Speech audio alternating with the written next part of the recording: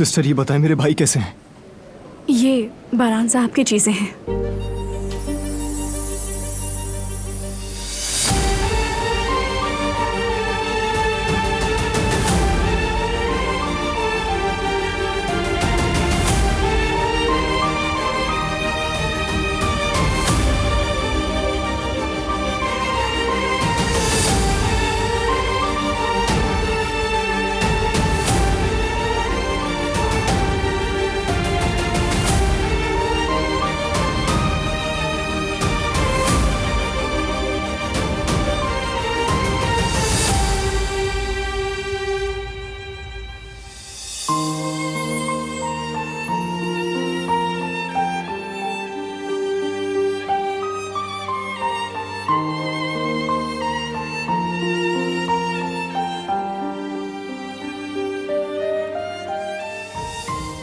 कुछ हुआ है क्या बारान?